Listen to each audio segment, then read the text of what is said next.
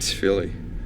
I mean, Philly's not just a one-day race. It's a happening. It's a classic. You know, I mean, when you're sitting on that start line at 9 a.m. in the morning and the flags are out, the people are out, the big screen's on, you've got the commentators going nuts. You know, you've got 256 kilometres with, 10 or 15,000 people up on the wall. This is it. This is the event. You could just feel it. You could just feel the vibe. It's the biggest one-day race in America, and everyone wants to be national champion. In the world of cycling, there's one championship that matters, and that's the road racing championship. If you don't get excited about being at a race like that, it's time to quit, or you should never start it. All the best guys are trying to be in their best form for the race. This is the show. This is the big show. This is the big time. This is where everybody really wants to perform. You get superhuman efforts. Somebody might want it worse than the rest of them. To take the win itself, that's huge. If you have the chance to put on the red, white, and blue jersey, you don't even feel tired after racing for 6 hours. This is the 20th year of the event, and they've probably never had two identical finishes. It's not just a race, it's a happening. It's like Paris-Roubaix, it's the helicopters and the mud in Paris-Roubaix. Here it's the wall and the beer and the shower and people screaming at you, and you've got the form and you're dropping guys behind you. Every year they come to be part of it, the U.S. Pro Championships. A Sunday in June that can transform a rider's career.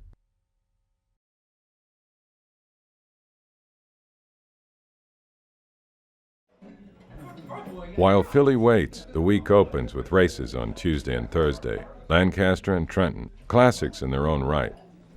HealthNet will be a major player all week. Hey John, do you want to come stay at my house for a little bit for any reason? I think we live far enough. We live far enough from school. When we moved to HealthNet, or when Mercury kind of crumbled, I said, listen, I can't win a lot of races. But if you give me Gord, we as a pair, he can win and I can help him win.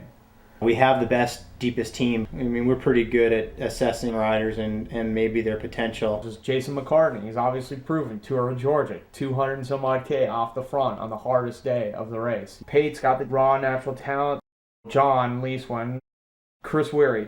And that's one thing that we definitely built this team on. We wanted to have as many good character guys as we could. A few hours before Lancaster, Sayers and Gord get the guys together. It's a great place to get away. When you get out there, man, don't open the throttle and run it wide ass open. I mean, get out there and just do the minimum. If you get out there and you make a mistake and you get dropped, you put us behind the 8 ball, and then you got to come back to the van and deal with me. So don't do it.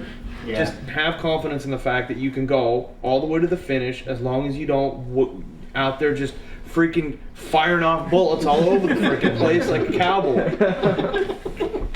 Please, just holster that shit and wait to the end.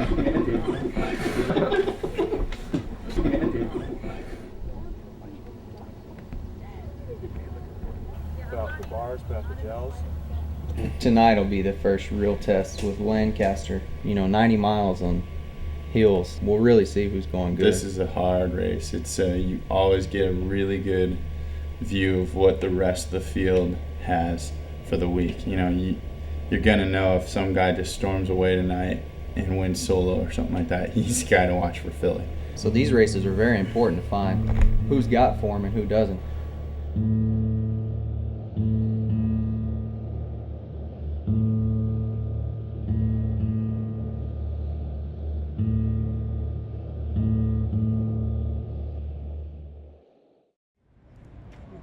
Lancaster. This race historically gives the teams a lot to consider.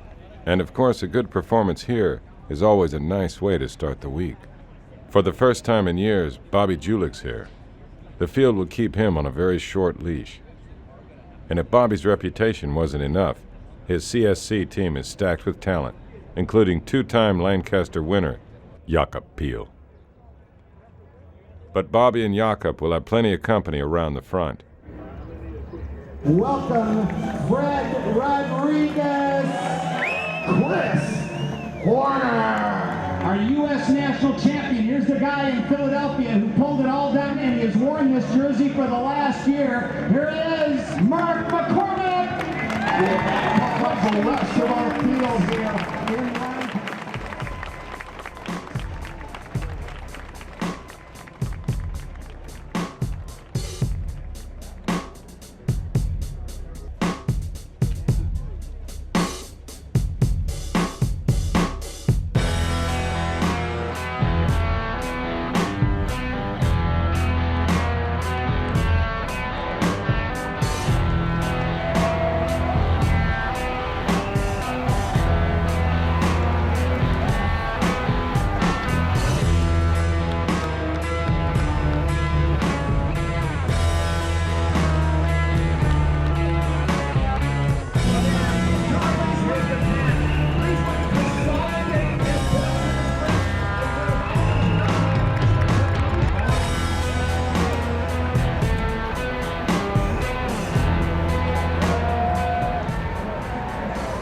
Lancaster's a brute of a race.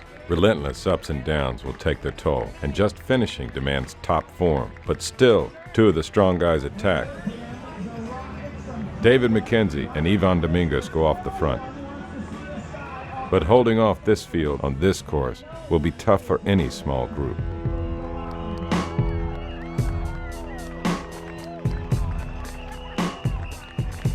Still, Horner and Leishman are the next two to give it a go. No way. Give these two 30 seconds and it's over. The field will bring them back before the start-finish.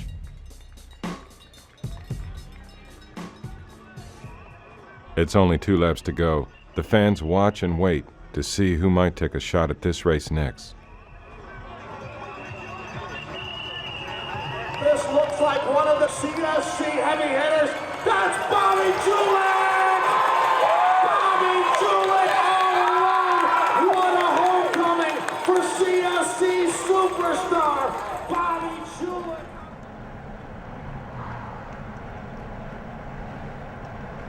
For me to come up here in the middle of the season and train at altitude, I spoke with Bjarne Riis and all the directors of our team CSC, and they agreed that this would be a great time to use as a build-up for national championships in Philadelphia and then the Tour de France. When I think back to 1998, it all happened so fast and there were so many things going on during that tour. All of a sudden I was catapulted to being on the podium, and then being the second American at the time to be on the podium, and then being the next Greg LeMond. And that 3-week period was amazing. It felt like everything that happened was supposed to happen. One day that probably not many people know about was the day that was canceled. The day we just basically rode the whole stage tempo. I thought when I woke up that morning, I said, getting a podium on the tour is not going to be possible for me. But then they canceled the stage, and I was able to have that one more day of recovery, and then that was all I needed.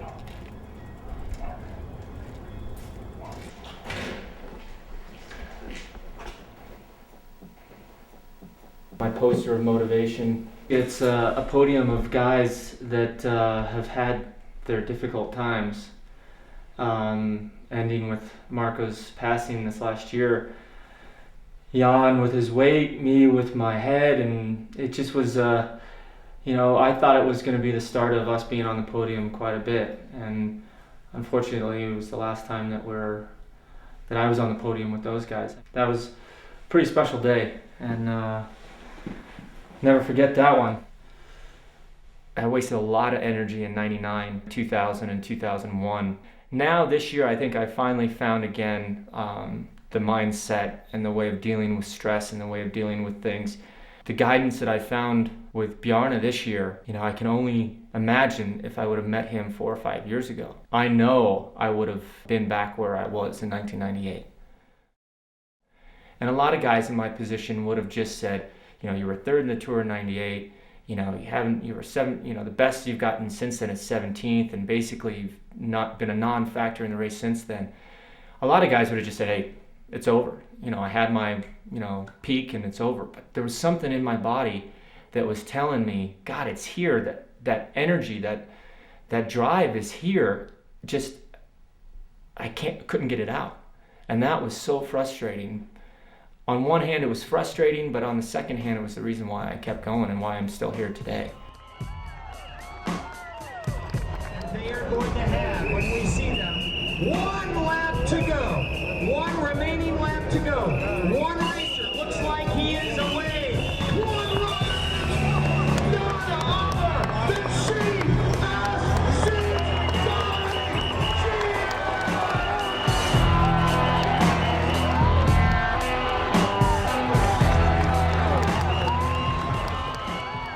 Bobby's effort is huge. He's been away for a lap and a half. But one glance at the front of the field tells the story. The horsepower chasing him is overwhelming. HealthNet, Postal, Navigators, and Chris Horner himself. No one rider could hold off this kind of firepower. And Bobby will be caught inside the last kilometers. Lancaster will belong to somebody else this year.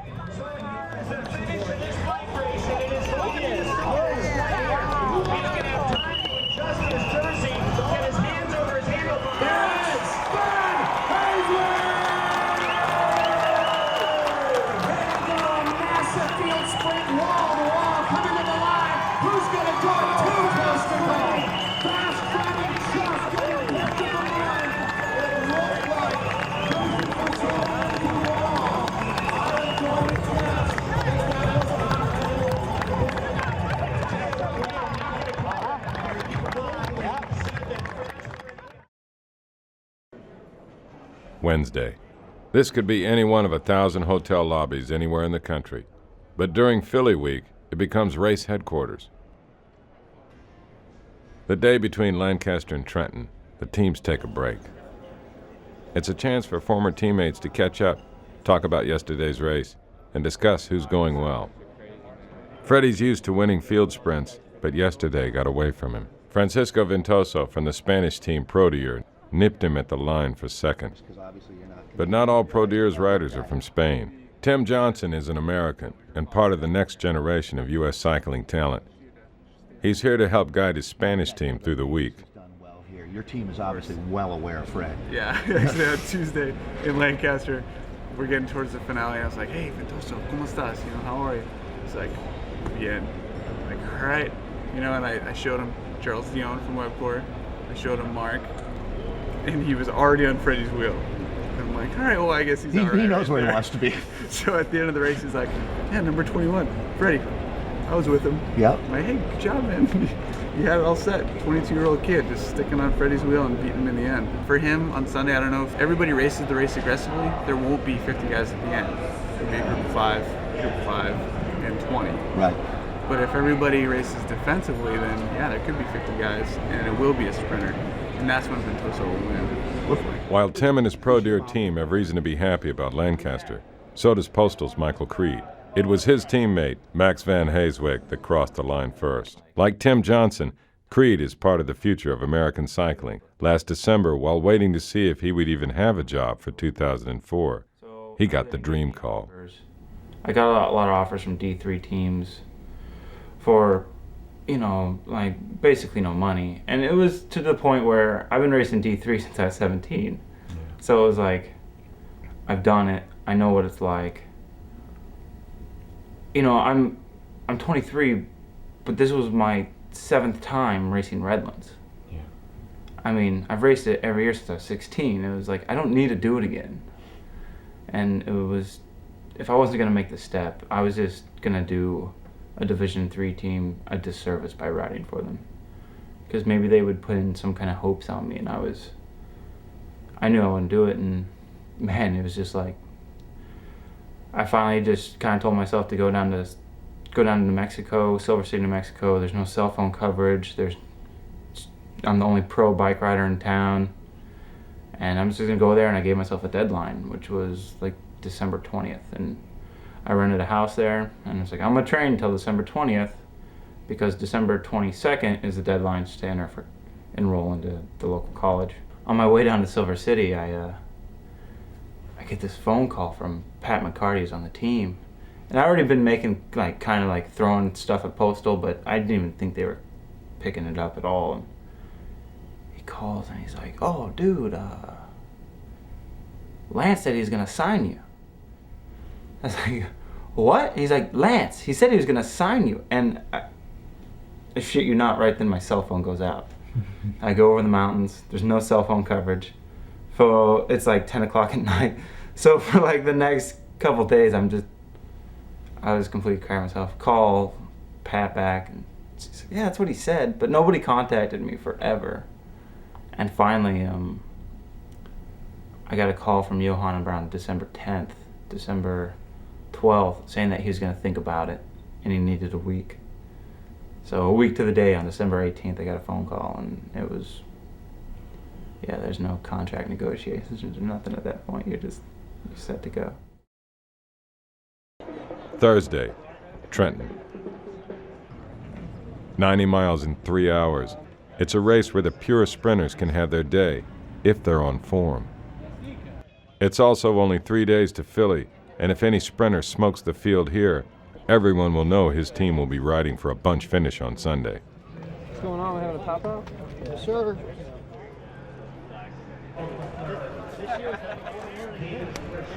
I'll come back next year, man. Don't do it. Next year, you put it in there. Get it in.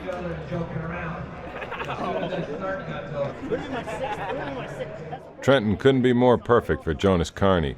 He'll lead his Jelly Belly team today, but Sunday will be a different story.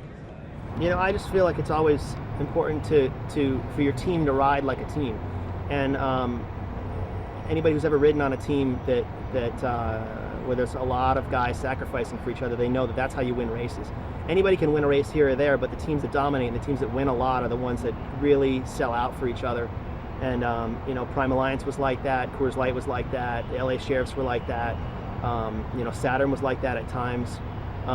You know, and you even look at the smaller teams like a Team Shackley or a Jelly Belly, when they do win a race, they win it because the team rides like a team. And it doesn't matter if you have $1 million or if you've got, you know, a third of that. The team that wins is usually the team that sacrifices. So the guys sacrifice for me all the time in the criteriums. They're always up there trying to help me. They're taking me to the front. They're chasing stuff down. They're leading me out. I can't contest Philly. It's over my distance. And I ask, every year I ask the manager to let me ride it, put me on the roster so that I can give everything I can for the guys to show them that I want to repay them for all the hard work they give me in the criteriums.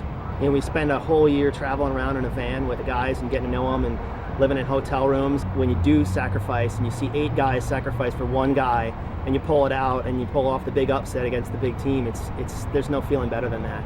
And I'd say that at least half of my favorite memories of cycling or more are races that I didn't win. It was just races that I helped someone else win, and where we pulled off the big upset. And you know, Philadelphia, if we could pull off the Jersey in Philadelphia, you know, if one of the guys walked away with it, you know, it'd probably be one of the highlights of my career.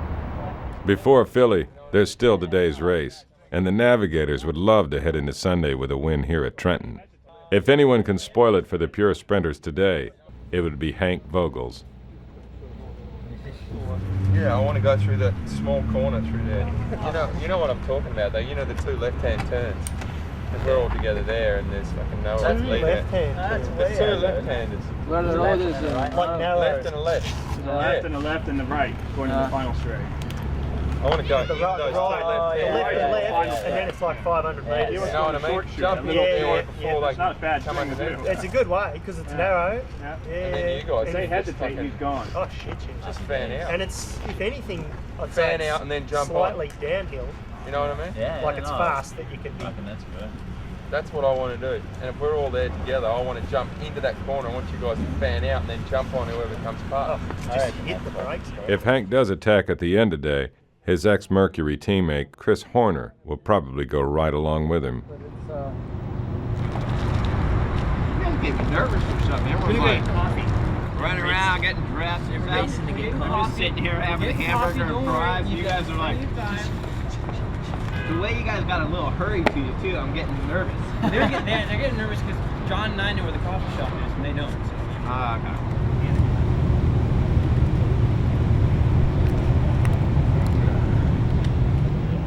Yeah, it's all about getting to this corner with one to go. So we gotta wake up and do that.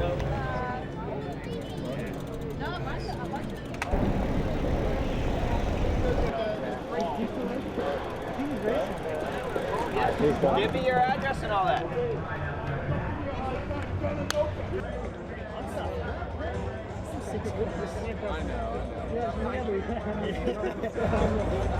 You're legendary hard man. Isn't there a trick where you're kind of in the turn here? Because that was the time to go if you wanted to go. Yeah, it was a bummer. I was like, okay, there's got to be at least 2 guys that come up, you know. But I knew everyone was right there, and I just went anyway. I mean, I was stuffed at that moment too, but I said, now's the time to go. But then with half a lap to go, I just knew it was over. Get back with the rest of the class. Their job is to kind of hang out in the midst of all of that.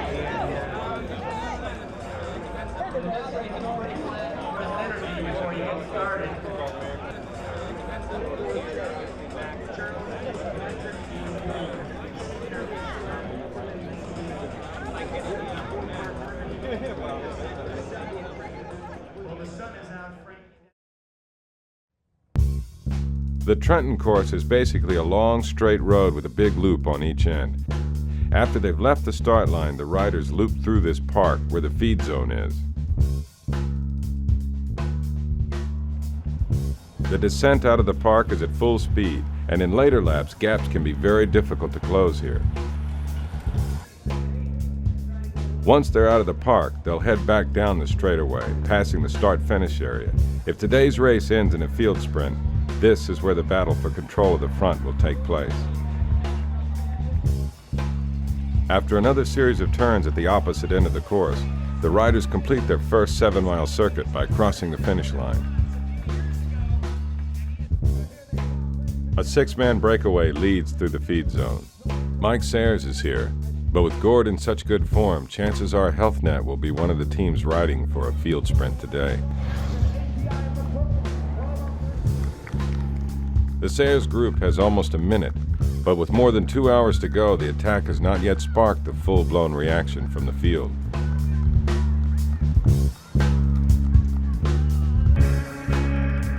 But on the next lap, everything changes.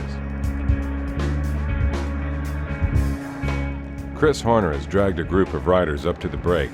Now the move is suddenly very serious.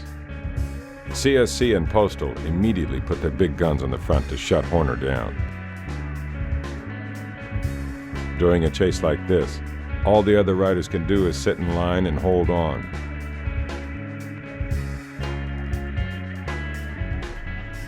There couldn't be a worse time for a flat. Even with a quick wheel change, catching back on when the field is going at this speed on this course will be nearly impossible. And the Colavita rider will pay for his bad luck.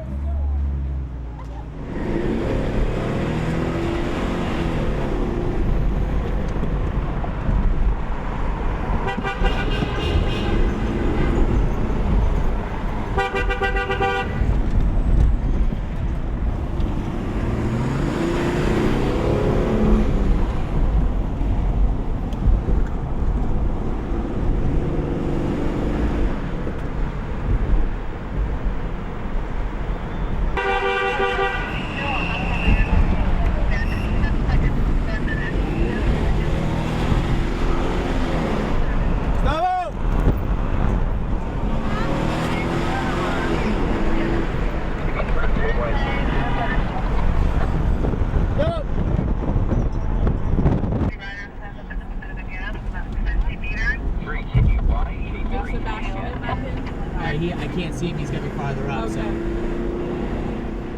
Gustavo's not the only one to have bad luck, while CSC and Postal drill it up front.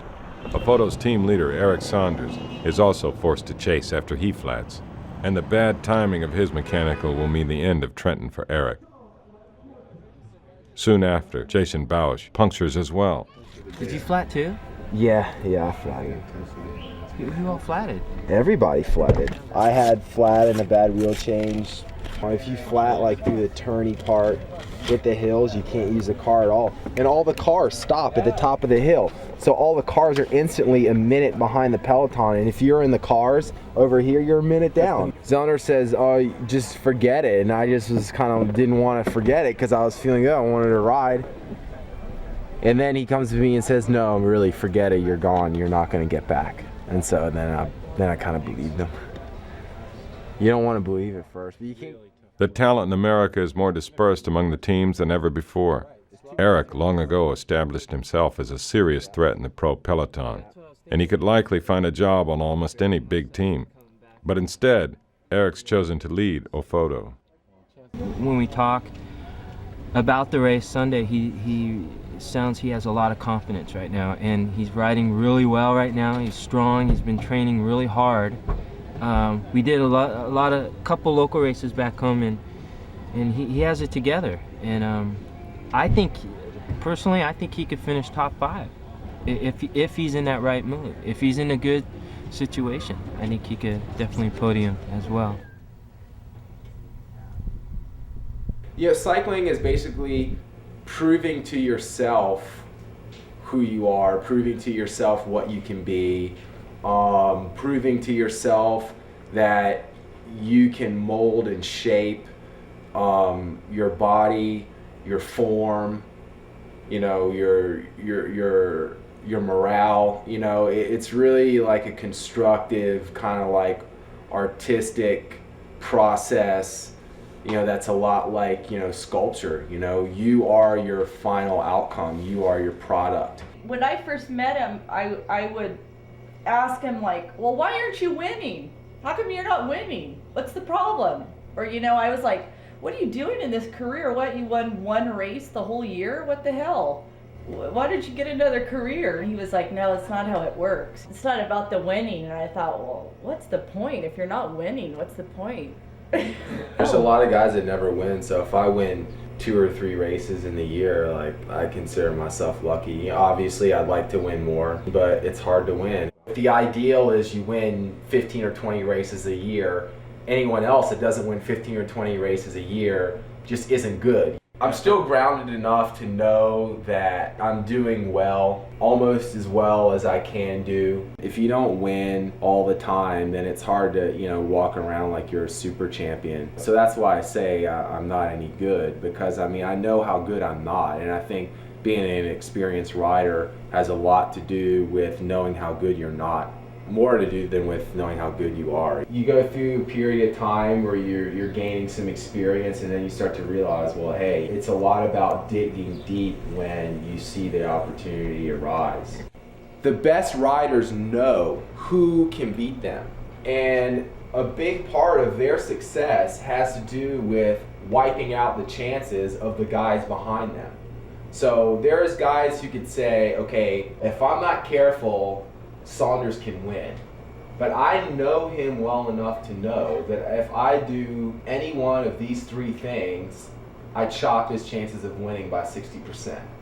And the really good riders know that. They can size things up, and they understand how not to make the mistake to open the door for another guy. The entire game plan in cycling is closing everyone else's doors. That's pretty much what you're trying to do. You can explain tactics as drafting, leading out, blocking, blah, blah, blah, but it doesn't really speak to the main issue, which is closing everyone else's doors. Some guys' doors, you can just close it. You can't put a lock on it. Some guys' doors you can close and put like 5 bolt locks on, and you never have to worry about them. Some guys' doors, it's a fight to close it. And some guys' doors you can close it, don't have to put a lock on it, but they won't have the sense to open it back up again. And I think that I'm the type of rider, when I have a lot of form, that I'll like try to open the door again, always trying to keep the door open. And I think that when I'm really good is when I can close some people's doors too, or like sneak around when they're not looking. I think I'm a guy that people know that if they give me half the chance, I'll take it from them. Eric won't get that chance today, but Philly could be a different story for him and his team. Back in the feed zone, Postal's Tony Cruz finishes off the Horner breakaway, and the stage is set for Trenton's almost traditional field sprint. Right now, Tony Cruz is absolutely killing it, and that's what we're talking about. Postal this entire pack together, ladies and gentlemen, there is 1 remaining lap to go. 6.5 miles in Trenton.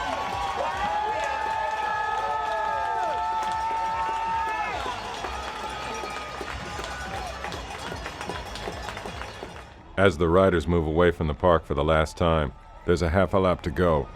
From this point on, it's a chaotic, non-stop battle to the finish.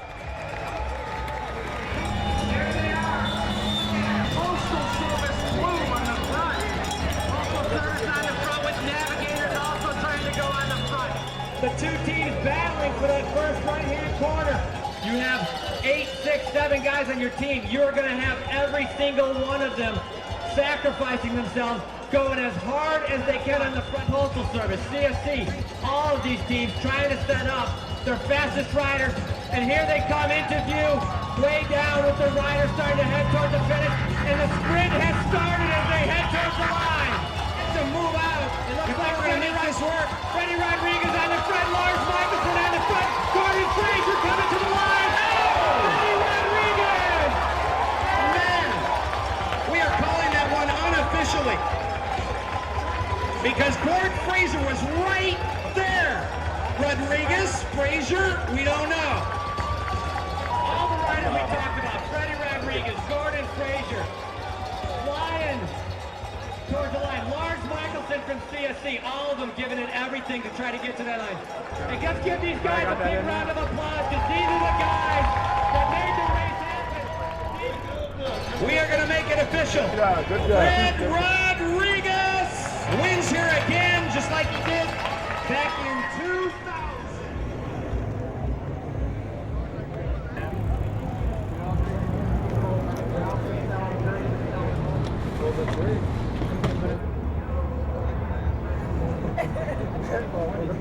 Charles got stuck on the right and I was on the left, so I went in there, came out a good spot just behind the Navigators. They were doing a pretty good train.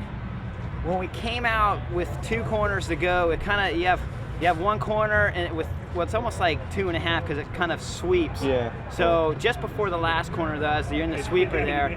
Navigators had 2 guys, and Power sat up and opened the gap up on Hank Vogel's, and then took me to the curb, the left side curb, and was bumping with me as I was trying to get through him. And I knew I was the only non-sprinter there, so I figured I'd go ahead and close it because I ain't gonna win anyways. And I was just hoping Charles was, you know, somewhere behind. I don't know where, but somewhere. You know, I was hoping he was, you know, somewhere top 10. So I just closed up on Hank, and then Hank looked back and saw me coming, and so I kind of stayed like a bike length and a half behind him, hoping that he'd keep going, like he'd keep going, and I'm getting, you know, not much of a draft, but something at least to keep going. And then he sat up, so I used what little punch I had, but I never even got around him before all the sprinters started coming around me. And, I'm not a sprinter, I'm just trying to, you know. Save it for Sunday. Wow, I'm trying to help my sprinter out and stuff, and just, you know, get in there. If we didn't have a sprinter at all, I wouldn't even bother closing the gap. I'd have just sat on the other sprinters and got, you know, tried for top 10, top 5 or something like that. But I was hoping Charles was somewhere back there. Welcome up to the top block from the Computer Sciences Corporation Team CSC. Here's Lars Michelson. He helped that team. Here he is. And aim for your event to the very finish. And he finished just 1 down.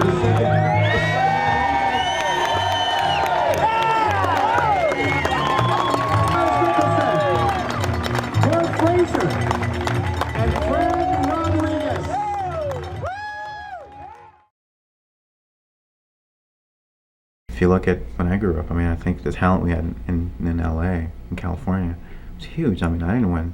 It wasn't easy for me to win. It was harder for me to win back then than it is now. So the talent pool was great. It was just who stuck with it, who put in the hard time. Because I had hard years, I had hard days, I had times when I wanted to quit. I still do. I mean, I'm hard on myself. I'll put limits on myself. I'll say if I don't achieve a certain level, maybe it's time to think about something else. And I think, but at the same time, I still want it. So it's not like I'm giving up. I'm basically saying, I really want it, so I better show that I really am capable of doing that, or you only know what your environment is. So I've always wanted to be on top of my environment. If that was winning the Ziggurat, then I wanted to win the Ziggurat. If that was, you know, all of a sudden I saw the U.S. Championships, or the U.S. National Junior Championships, I wanted to win the Junior National Championships, because that's what I knew. And then it's baby steps. Next thing you know, I was invited to go to the Worlds. I want to win the Worlds. And I went to, my world just kept growing. My life just evolved, and I kept stepping into it. Because sometimes even when I'll notice that myself, I'll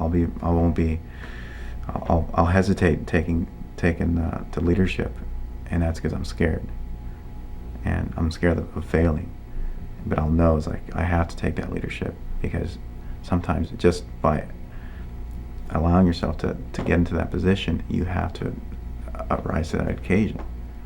And somewhere deep inside you've done it so many times, and that's what you're driven to do. So it comes out even when you don't have the legs that day. After I win a big event, like when I won the stage in the Giro d'Italia, I always get this tranquil time where thing just stops. Everything just, there's no happiness and there's no sadness to me. It's just this plain level of harmony, basically. And that's what I find when I win. I get, of course I get that peak of I just won, but then I get that just sometimes right after the event, and I'll get that just harmony feeling where I'm like content. I'm not happy, I'm not sad.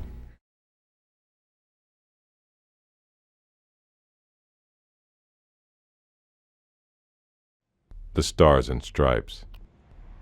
Today is Mark McCormick's last day to wear it. He finished 4th at Philly last year, but he was the first American, and that made him national champion and gave him the jersey for the past 12 months. Tomorrow's race is the only national championship in the world that allows foreign riders to compete, and every team has some. Obviously, a foreign rider can't be America's national champion. So for a non-American, the only goal here is to win the race, and the $40,000 that goes with it.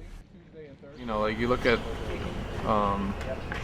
U.S. Postal, and they're probably here to win the race more than they are to win the jersey. So they probably, if Max Van Haeswick's in the break, he's not going to sit on to say, well, I got Antonio in the bunch. You know, our team might play that tactic. We might have a foreigner in the break, and he might not want to contribute, knowing that he has an American that could win the jersey. So every team has their own agenda, and that's something that we have to try to figure out what that is.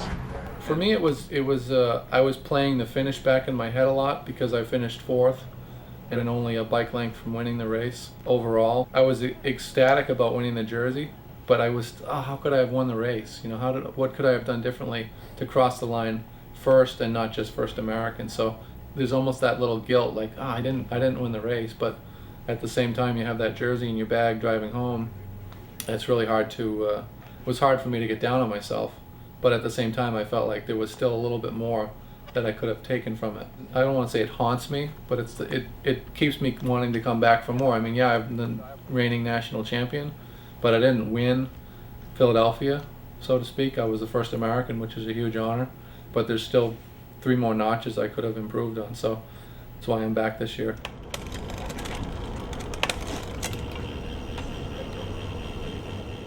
This team's kind of neat.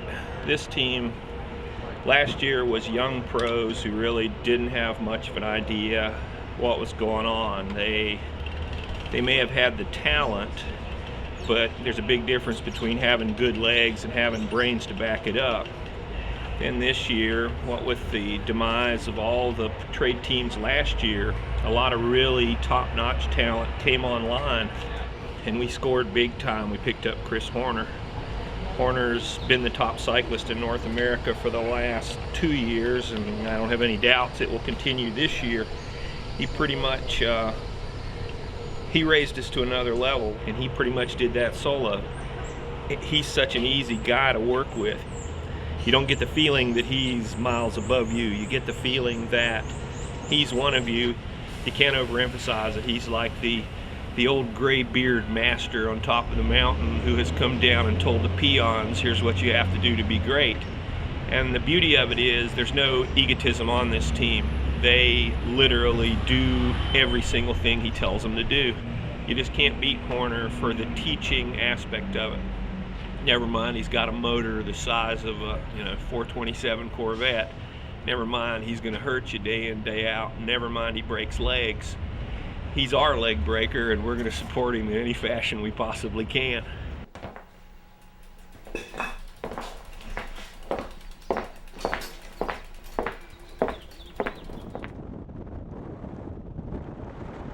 When I joined with Webcor, everyone was telling me, oh, you made a big mistake, you should have come joined our team, and this and that, you're not going to be able to win any big races.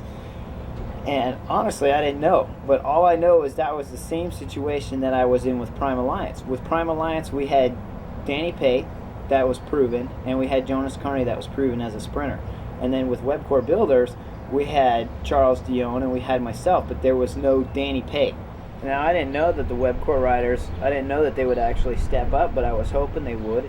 And I was a little uncertain at first, but once we did the road race at Pomona, as soon as we finished that, I was like, oh, we're winning Redlands.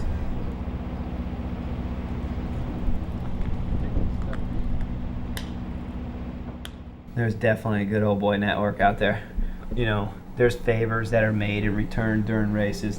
No one's going to pass up a win. No one's giving up a win. If someone can win, they're going to win. But if they can't win because they're just not having a good day that day, they're going to make room for you because they know you can win. I know most people by name, and I can in the race. Just be like, hey, just give me a little room, huh? I need a little help here, and they open up a spot for you. And they're not going to do that for you when you're first coming up through the ranks. They don't let anyone in they don't trust. They see a guy next to them, they don't recognize a jersey or know who they are, you're not getting in. There's no doubt about it. If I'm going to lose the race anyways, I'd rather lose it to someone that I know and that's a friend of mine and help him win, and then later when I have form, I know he's going to be there to open up room for me that I can possibly win. Versus if you just got some young amateur kid, what's he going to do for you at the next race? Nothing. Honestly, he wouldn't even know you opened the gap for him. He'd think he made the gap. You gotta give a little bit, and then it gets returned later. It does, it really does. But the amateur guys would never understand it. Even a neo-pro wouldn't realize that that guy helped you out. Maybe just a little bit. Maybe you would have won anyways. But the fact is they just made it a little bit easier for you. But those kind of favors get returned all the time, and that's good old boy network right there. That doesn't get any more good old boy. Yeah, there's no doubt about it. You know, at U.S. Pro Championships, you got to use the energy wisely. That's the main important thing, is just to use the team wisely. Don't have them chasing stuff that's not important. As long as the European team is to move, then it's going to come back. With all the different European teams there's more teams to do the work. It's $40,000 to win that race. So the European teams, they're going to be there to win that race too. CSC comes to Philly hoping for nothing less than a victory. Saturday afternoon finds the boys in a banquet room at race headquarters. Their sponsor is so committed to the riders that it moved the company's annual meeting to the first week in June, so that the employees can root for their team in person tomorrow. For Bobby and his CSC teammates, this is a chance to meet some of their most dedicated supporters, and the guys would love to pay them back with a win tomorrow. Thank you. But every other team will have its own plan. Saturday is nearly gone before the riders know it. Team events and short rides are done. The only thing left to do is meet one last time. Colavita will help Mark defend the jersey. HealthNet may have more cards to play than any other team, and of course, they always have Gord for the finish. Jonas has done this race a dozen times. His experience will help him guide the numerous serious contenders on the Jelly Belly team. Sierra Nevada's manager, Kurt Stockton, won the Stars and Stripes jersey here in 1990. He'll have Trent Klasner and Eric Wahlberg to read the race for his young team. This race really can bring out the best. It brings out the best in a lot of riders, especially U.S. riders. For the early guys, it's important that you all be really diligent. Stay at the front. The minute you cover an attack, don't think, oh, I just covered an attack, I'm going to go back 60 guys. I mean, the wall is steep. It's hard to attack from behind. So you're going to get about halfway up that thing. If you guys get to the halfway point, which is about where the showers are, you know what I'm talking about, the water shower? When you get to that point, if the brake hasn't gone away and you guys want to start it, that's where you can go. If it's a group of 20 or something and it splits in half, Yeah. please make sure you keep in the front part of the split if it happens. Well, we want to have somebody in the early breakaway, and I think that we should have a handful of guys going to get in the early breakaway. Doug for sure. You know, if I see Freddie at the front and staying at the front, then I'll stay at the front. But if I see Freddie sag climbing, then I'm going to sag climb. Same thing with Julich or Horner. I mean, I don't say follow like one wheel. I'm saying just go with the flow, because it's just kind of a constant rotation of 30 and 40 people going here and 30 going here. Let's say we have come off the wall and we are riding for Gord. Lap 8, lap 9, lap 10. That's when it hits the fan. And you're going to see when it's going to hit the fan, because you're going to see all the CSC guys and all the postal guys drilling it to the bottom of the wall. I should have a pretty good idea of how I'm feeling. So you guys will probably know from 2 or 3 walls out, 200K mark is a key for me. So. Laps 8, 9, and 10 are much more intense coming to the wall. I mean, if we can get slotted onto the CSC train or the HealthNet train or something like that. You know, because it's going to come down to 8, 9, and 10 laps. Is what it's going to come down to. That's where it's going to split every lap up the hill. Somebody's going to have to go to the front at 8, 9, 10 and set these guys, get them into the wall in the top 20. I mean, if it blows up on the wall the last time, and if we are scattered that to comes the from behind. behind. Typically, I mean, who's to say? I mean, we could be totally mispredicting the put a lot of race. your cards out there and be very, very patient. I mean, Better very. shape doing that than you will be if you try to position yourself, you get swarmed.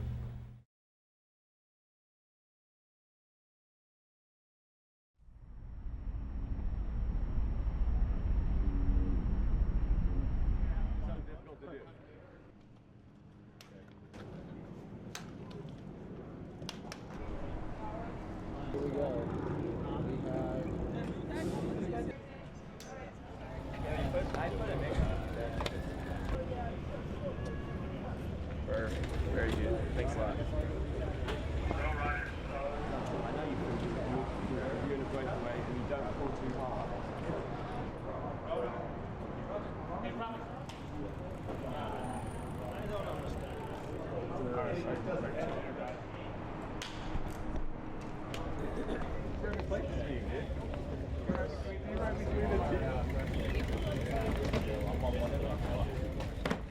Yeah, I didn't realize it. I just found out they have them over at the. Keep going. It's exactly. Oh, you look at him. He's the same like.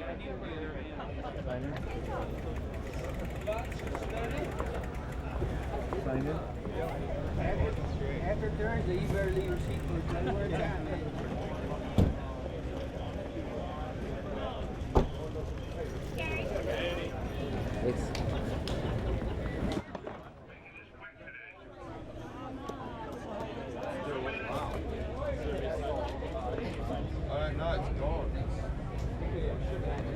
Yeah, that's why I was going to say, yeah.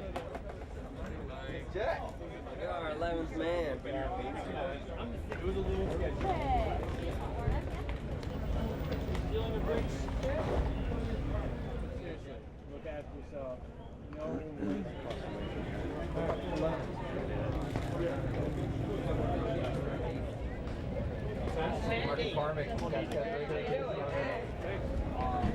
We're out on Friday. Yep.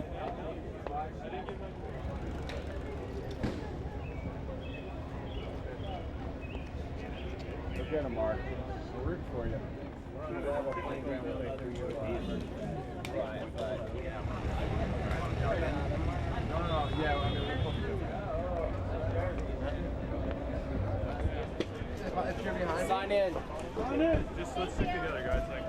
Want to start?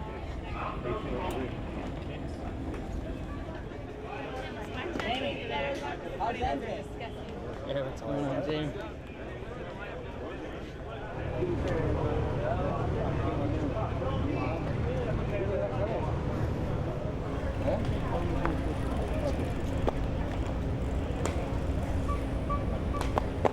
Do it again, Max. Okay. Are you on?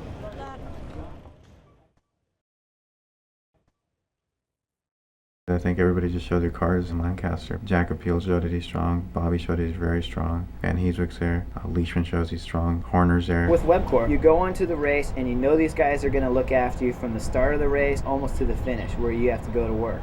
To ride down Benjamin Franklin Parkway with 10 seconds on the guys behind you is an incredible feeling, and you always want to recreate that. You get the Europeans racing for the win and you get the Americans racing against each other for the jersey, but every once in a while the Americans take it to the Europeans and win both. I don't care what anybody says. I'm tired of people talking about other guys out there who know how to sprint. We have the fastest guy in our team. Last year I was there in the last lap. I moved only a little bit, like 10 or 15 position back. That's it, gone. I was like, oh man. So this year I'm ready for that. But if it's been hard fought and there's 10 guys that get there together and it's very competitive and it's just toe-to-toe slugfest, taking one in the head, giving one in the head, that to me is as good as winning. If I can make the front group and be in a position to help these guys, the best thing our team can do is have as many strong guys left at the end as possible. I mean, Max has shown that he can win any race, but we want the jersey, and obviously we want the win. And hopefully I'll be feeling awesome today, and I'm going to go for it.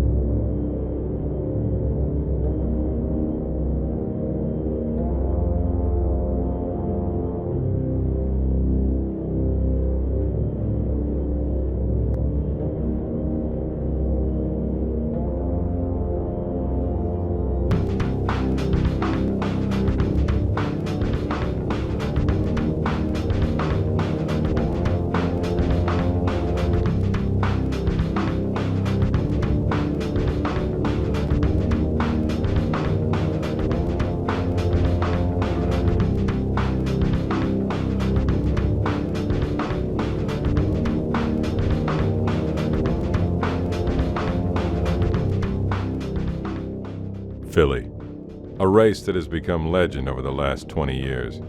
156 miles, 6 hours, 10 big laps, 3 short finishing circuits, 200 riders.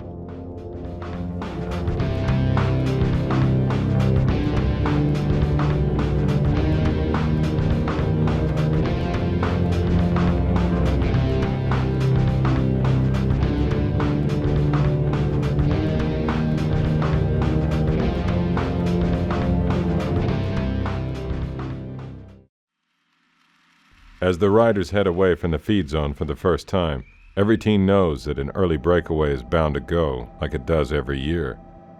The question is when. Out on Kelly Drive, the guys who have the job of covering the early break ride the front, in case the move rolls away. Manayunk. The run into the wall is a battleground. Every team wants to lead through here, but at 45 miles per hour, it's not easy. This time, only the riders assigned to cover the early move need good position. But as the later laps approach, this is where the all-out brawl will take place. Every team leader will want to be on the front so they can have a clean shot at this right turn. The road goes from 4 lanes to 2 to 1 to the wall.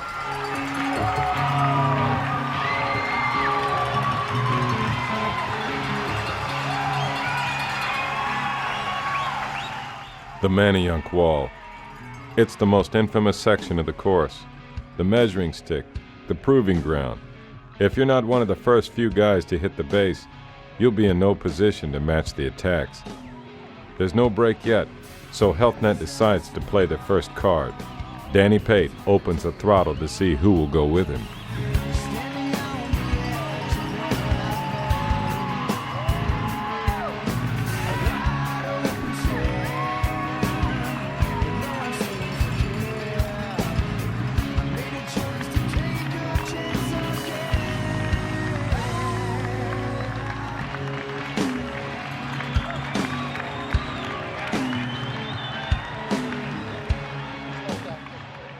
Danny has drawn out a small group of riders with his attack, and as they go around the right turn at the top of the wall, the next few minutes will determine how many guys try to follow. Any team without good representation will either have to gamble and hope someone else will bring it back, or do the chasing themselves.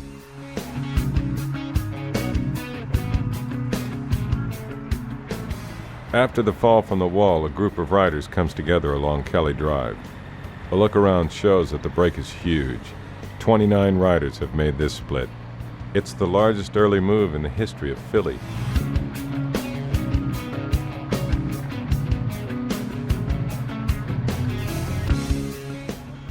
The first time over Lemon Hill, and the break is beginning to settle in. 15 teams are here, but some will be happy with their odds and some won't. 5 hours from now, Lemon Hill will offer one of the last places to attack. Coming back onto the parkway, the start-finish line is just to the rider's right. As the break goes under the Big Mo television, heading toward the fountain at Logan Circle, many of the riders are rolling through, and the time is starting to go up. The field is nowhere in sight. As the gap grows, teams will have to decide whether they should keep working or not.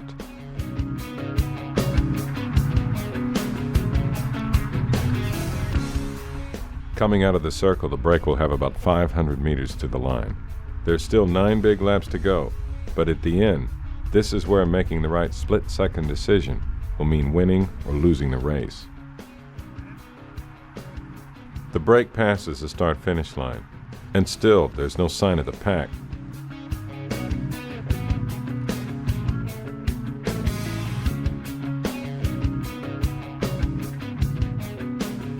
Finally, the field comes onto the parkway and rolls toward Logan Circle. The race favorites are all here, but none of the big teams are chasing yet. As the field rides under the Big Mo television, heading toward the start-finish, a glance back at the screen would show the massive breakaway already out on Kelly Drive, heading for Manayunk, nearly 3 minutes ahead.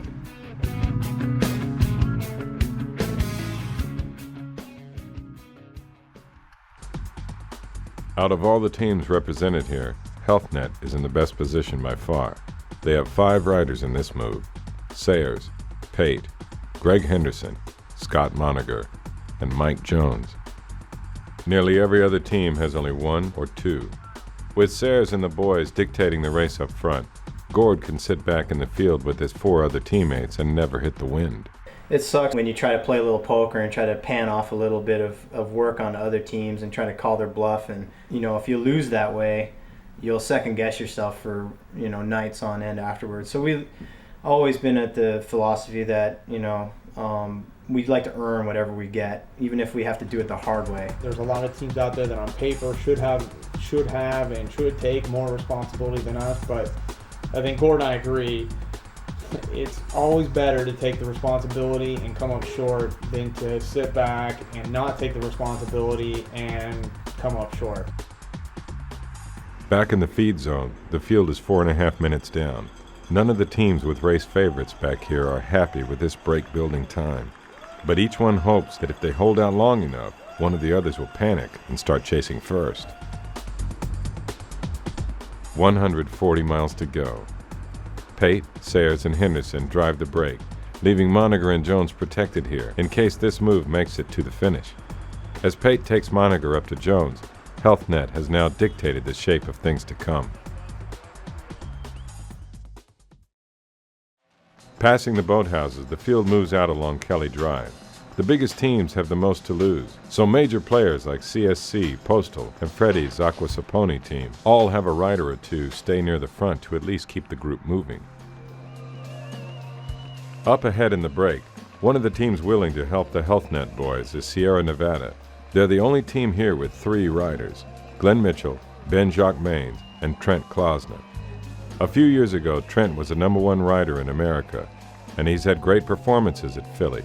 But today, he'll give up his own chances to help his 2 teammates.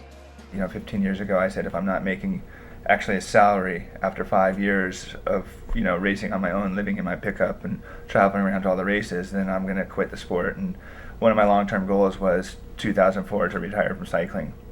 And this year, it's my last year, I wanted to come back to kind of a grassroots, kind of a smaller team, which, had potential to grow and help the team and help younger riders, inspire them to, reach their true potential or whatever. And this year I cracked about 4 weeks ago. I actually fell apart to where I was done. I couldn't even ride my bike. I didn't want to look at my bike. And self-discipline is such a huge thing in cycling, the work ethic. And, you don't have anybody telling you, you have to check in at this time or anything else. You have to have the motivation and the will and the power to get out there and do it. I'm just so stoked to be on this team with the younger guys and Kurt Stockton. You have teammates like Eric Wolberg and Glenn Mitchell, and the young guys like Ben Jacquemains. That these kids are good. Some of these kids on this team, they have true potential to make it in the sport, and it's a hard, long fought struggle. That if they put forth the effort, they will make it. After leading most of the way up the wall this lap, Trent is forced to chase on the descent.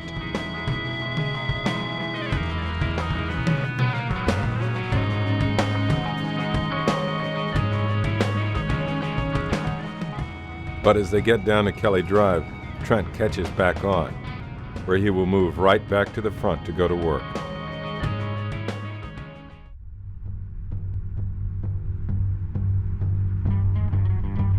HealthNet is relentless. With the help they got from Trent, their gap has continued to climb. They'll head out on the 4th lap with more than a 5-minute lead.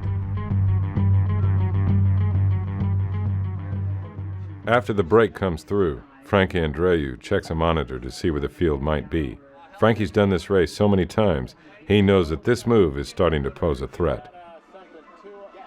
So right now, the race is a big group in the front, and this actually can be quite dangerous. A few years ago, I remember actually the year that Sean Yates won this race, the very first lap, a huge group of almost 20 riders went away. Every team had representation up there, and that created chaos because no one in the back wanted to chase, and that front group just rode away for all 150 miles, and Sean Yates was the eventual winner. Sean was one of the most respected riders in the pro peloton, and that respect earned him a job as director of CSC. Yeah, our biggest fear is that we screw up, and make ourselves do too much of the work. We hope someone else will chase. Because ideally you want to have 4 or 5 guys to do the lead out in the last 2-3 kilometres.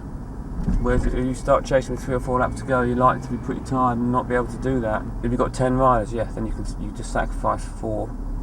You've still got 6 left, but when you've only got 7, you want to hold 2 back for the sprint.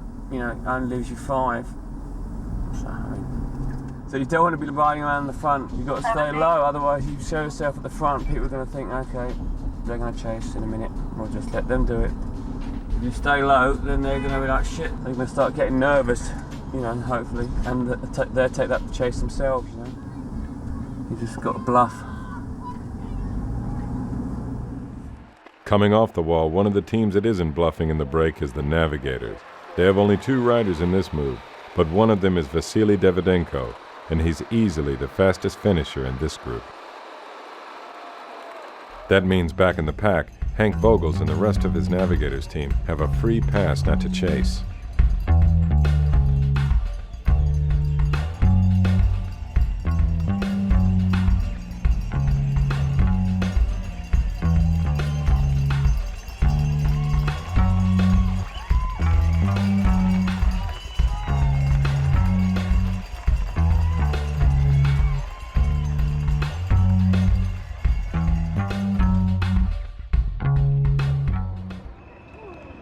Swinging into the feed zone to start lap 5, the break now has more than a 6-minute lead on the field, and HealthNet's not done yet.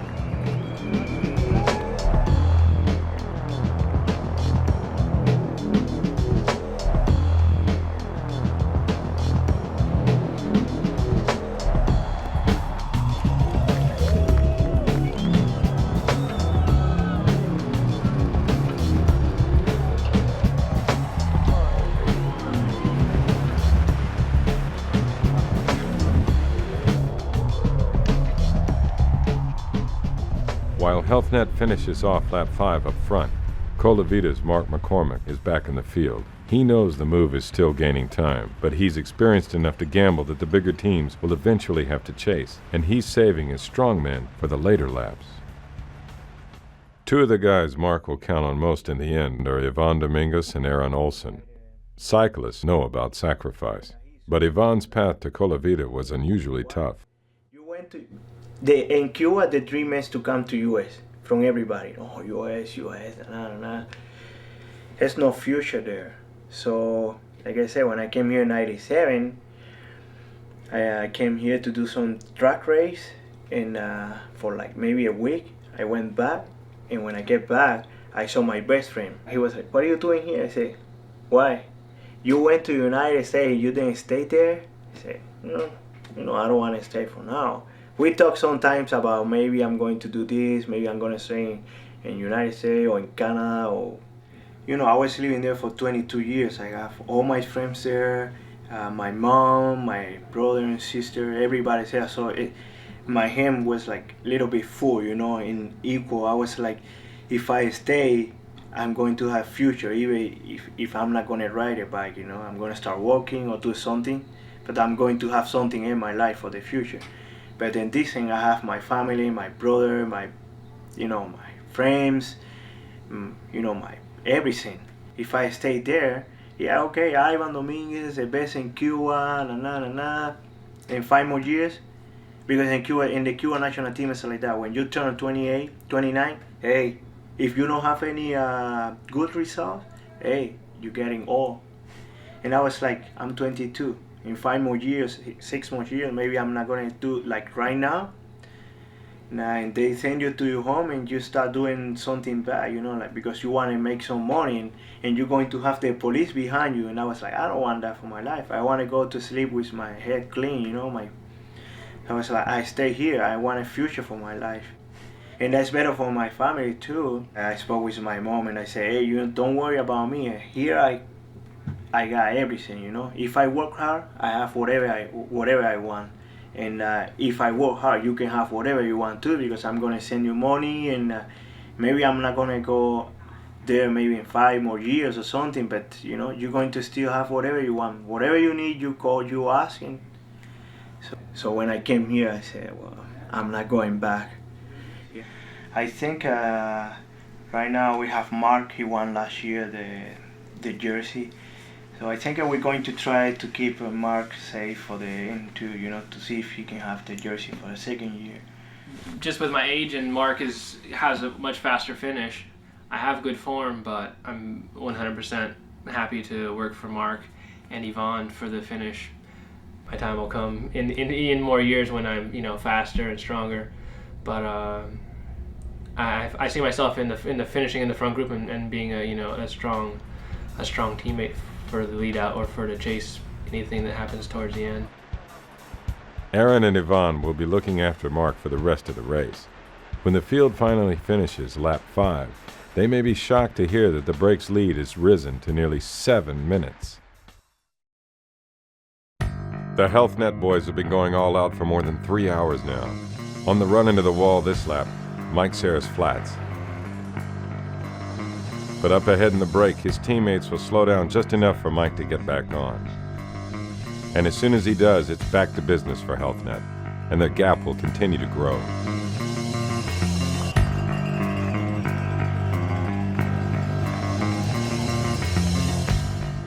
Far behind, just coming out on Kelly Drive, the field will start looking for a reaction from the teams with a true race favorite. Freddie Rodriguez is certainly one of those riders, but he's not going to put his whole team on the front just yet. It's a gamble. I mean, there's certain risk involved in the way I race the event. At the same time, that's the only way that I could assure myself of winning, or else I'm more playing for just a result. I'll follow a plan, but basically, for me to win here, like I've done every year, I have to sacrifice a lot to lose it all. It's a race of attrition, and I let the attrition take part of the race first, and I always play my cards at the end. And the day that doesn't happen is the day I'll lose, and it might happen this time, like an early breakaway, a breakaway that goes halfway, or an attack that I didn't cover. I've always had the comfort that when my team comes here, it's only for one reason, for me. It's because I want to be here. All the teams I brought here, and every time I sign with these teams, it's like, I go, okay, I'm going with you, but I have one request. I need to race in America, and Philadelphia for sure. And they always accept, and so they're coming here for me. So all the pressure is just me. The team has no expectations other than it'd be great for a win and everything, and carry the jersey, and it's a very nice image in Europe. But the stress is all on me. I have one game plan, and I make the game plan, and I stick to it. Freddie will wait to commit his team until much later in the race, but when Postal puts a couple of its guys on the front to ride tempo, Freddie sends up 2 as well to try to keep this break under control, and the gap is no longer growing.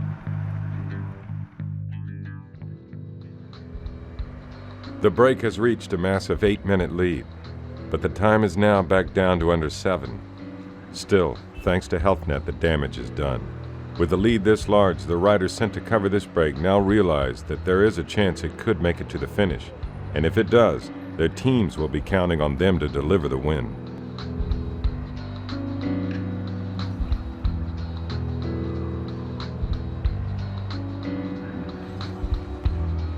Under the bridge, and HealthNet is going to play this move to the end. They'll make it as hard as they can for the chasing field. Postal has had Pat McCarty and Michael Creed covering this break all day. They've both done this race many times, but neither one has been in a leadership role for Postal before. So this will be my 5th time. I finished once. I'm not so good with the distance. I'm getting better, just purely because of my age, I believe. Seems like right about at the 100-mile mark. It doesn't matter what kind of form I'm in or how I'm feeling. Just right about the 100-mile mark, the lights usually went out. But it seems like as I get older and older, it gets a little bit longer and longer. But this year, I don't think that matters so much as just doing my job and getting Max, Tony, Barry in really good spots. While Creed has done everything he can for his team up to this point, the tension in the pack is rising as the field comes under the bridge. The time is still falling. Hank Vogels will be the first to the base of the wall, but Creed's teammate Michael Berry goes down.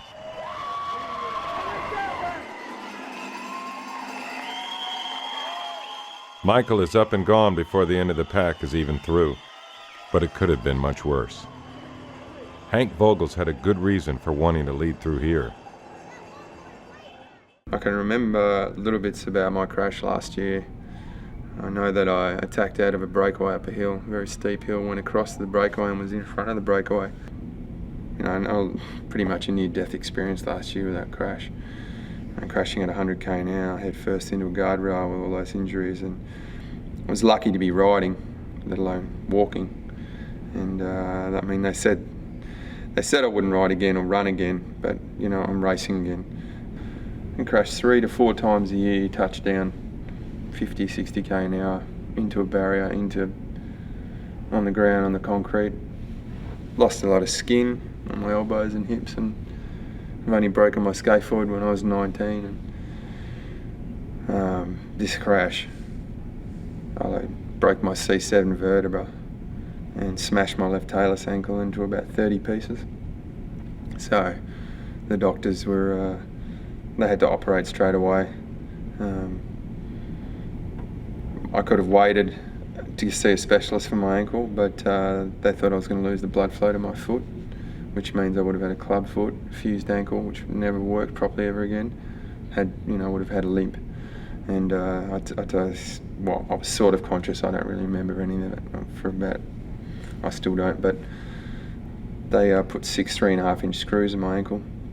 And I lost all the skin down the right-hand side of my body, 18 stitches over my head, 9 over my eye, massive concussion and total pretty much amnesia for the time. I was in hospital for 10 days in the emergency ward of UMass Memorial in Boston, but it was a horrific crash. I mean, if I added up 50 crashes, it probably would have only equaled that one. So I don't remember much of it, and put me straight into full depression too after about 2 months, just from the post-traumatic stress injury, so which I'm still struggling with a little bit, but it's better every day. So, but my life definitely makes you look at the small things. I mean, I've got 2 children now, and when it happened, my wife was pregnant, so I had another one on the way. So maybe it wasn't my time to go then, but looking now, every little cool thing is a little bit cooler. It makes me appreciate life a lot more, I can tell you. Lance asked me that in Tour of Georgia. He said, "Has your life changed after your crash?" And I said, "Yeah, it has." I still moan and bitch, but definitely appreciate things a lot more now. I'm going to tell you that's for sure.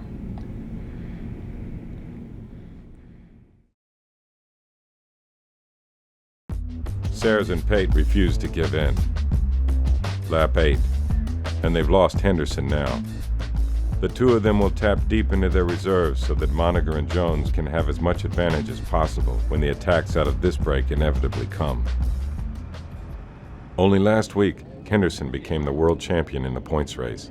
Today, he buried himself for more than 100 miles. I was 100% I wasn't too sure what sort of range I had, obviously coming straight off the track. But Patey and I were just full gas from lap 2 basically, and we got a big gap. We got a call at 8 minutes at one stage, and then I just drove, and then 7th time up the hill I got popped and I couldn't get back on. Monagher's in there, looks like just breathing through his nose. We've used Sayers now as well, and looks like Mike Jones is starting to come in now because the hammer looks like it's going down in the bunch. We might be in a good position. The CSC are burning a lot of matches now. Postal have been on the front for a while. So who knows? Fingers crossed, eh? Less than 5 minutes behind, the field comes in to start lap 8, and the big teams are down to serious business. Postal, CSC, and Prodeer have agreed to dedicate a few riders to chase all out. And while 5 minutes is not a small gap, this is the kind of alliance that could bring the break back.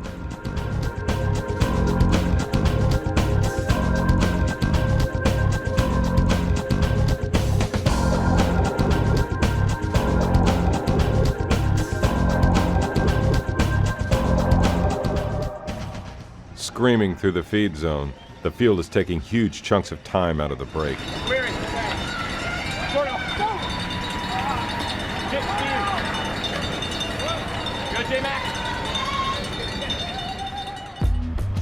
Kelly drive. Danny Pate has to get out of the saddle to keep the pace up now. 5 hours ago on this road, he was smoothly driving this move along at over 30 miles per hour. 4 minutes. Suddenly, there are 10 riders from different teams in the rotation on the front. The field can sense that the race is changing.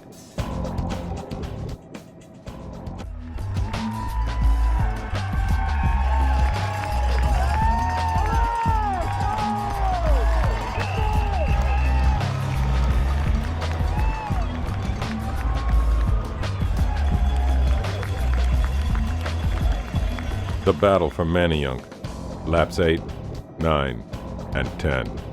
HealthNet's boys have been in charge all day, and now one of the protected leaders in the field about to start this battle is John Leishman.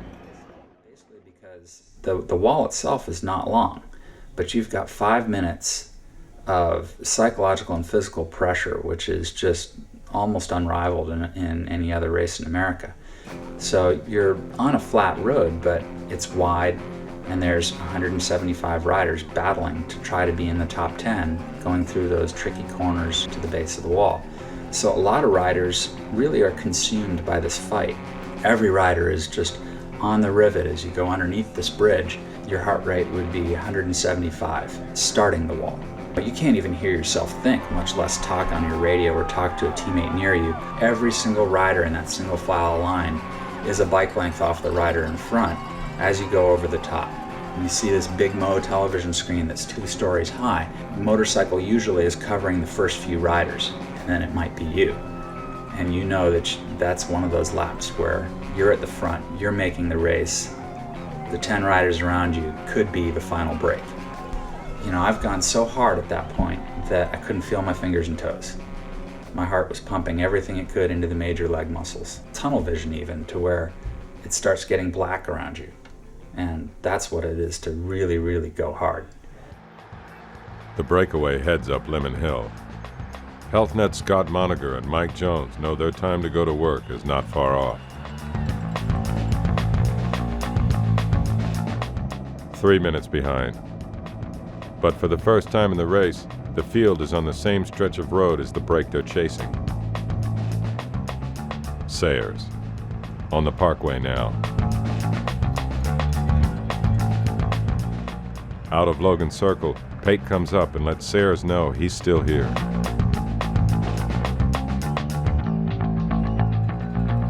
A glance to their right, and they'll get their first glimpse of the field in 5 hours. The field could almost reach across the road and touch the guys in the break. The gap, 2 minutes. As CSC puts all its riders on the front to join Postal, it's no longer a question of if they'll close the gap, but when.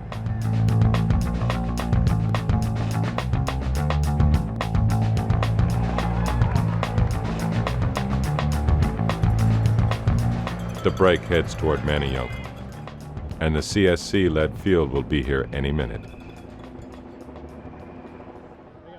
Jonas Carney's been in the main bunch the entire race, but his job for today is done.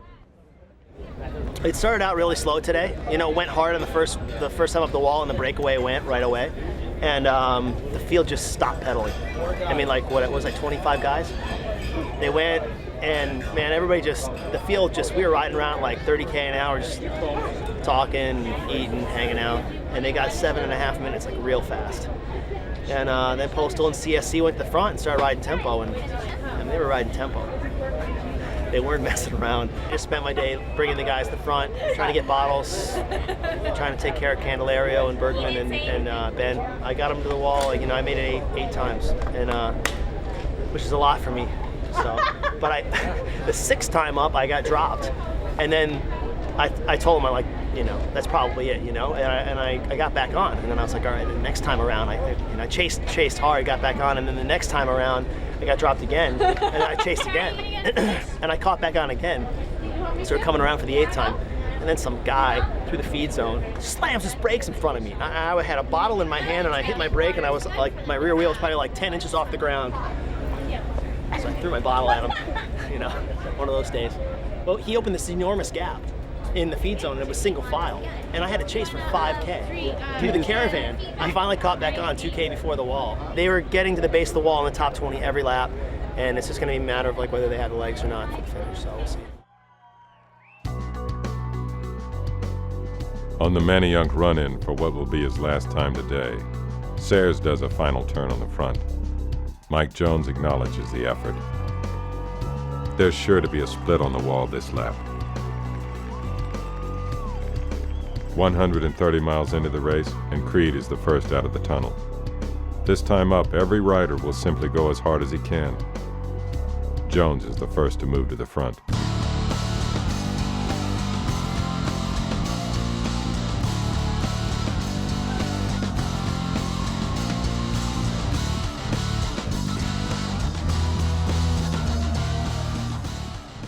But Jones is only halfway up the wall, and the field is already flying through Manayunk. It's CSC that wins this round, and Bobby Julich goes through the right turn second, in perfect position.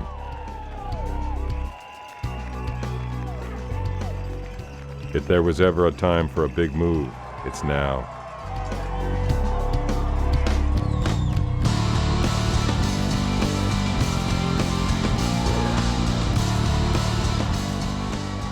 Up in the break, heading toward the top of the wall, Sierra Nevada's Glenn Mitchell delivers and leads around the right turn.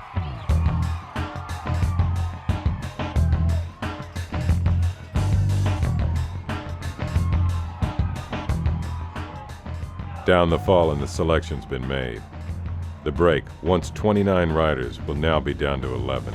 Alessandro Donati, Monaghan Jones, Davidenko, Tim Johnson and his Pro Deer teammate, Angel Gomez, Ernie Lechuga, Postal's Michael Creed and CSC's Jimmy Madsen, Sierra Nevada's Glenn Mitchell and Ben Jacques Maines.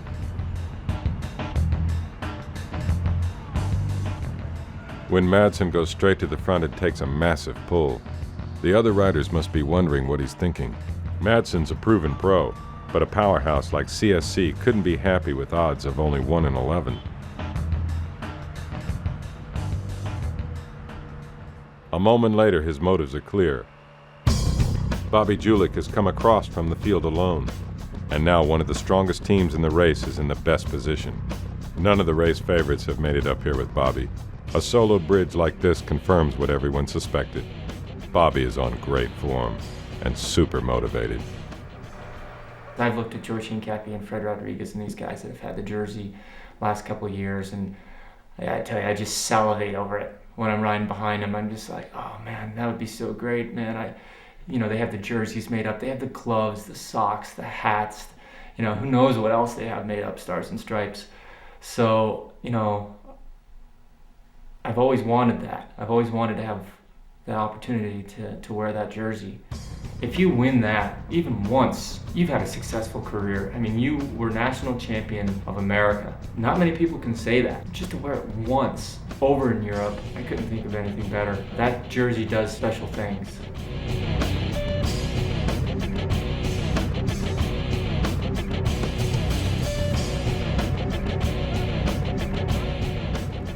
Bobby's move has multiple effects. If this group can make it to the wall the 10th time, Bobby will be in a great position to launch an attack that could win him the race. But this move has also shifted the burden off his CSC teammates back in the field and onto the other big teams. Chasing all the way to Manayunk will seriously hurt any rider's chance of making it up the wall the last time and being around for the 3 short finishing circuits.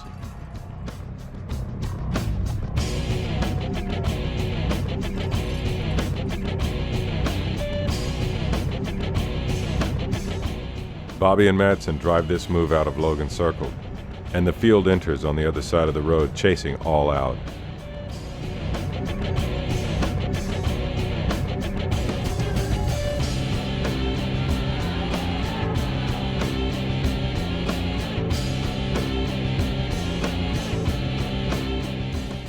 Heading up for lap 10, it will be a race to the wall, and it's desperation time for the big teams in the field.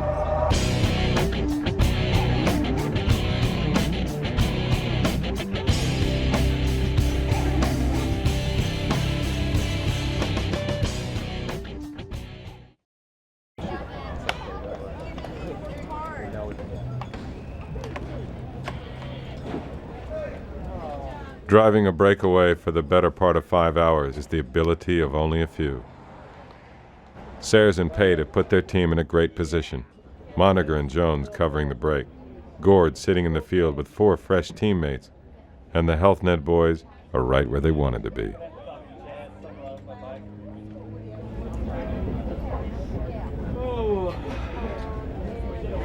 But by the time we were done, I think most of those guys were done too. We were in a tough spot because we definitely had good numbers up there, and it was a good break, but it was so far to go. But I think we did the professional thing. We put the team on the front, and we drilled it, and that's the professional thing to do. So, I mean, I've always been about riding professional, and that was a professional thing. And Danny was 3 guys today, so, you know, I mean, he was torturing the old man today, but it was good. I feel good about our chances. And just happened that I was one of the workers today because I wasn't on the best of riding form maybe, but I had a good ride today. And you know, it doesn't really matter what happens in the race as long as I can put the hurt on Sayers. So if I can do that, I'm happy. Kelly Drive. Webcor and Postal know this is bad. Both teams are aware of the danger Bobby's breakup ahead represents, and a new temporary alliance is formed.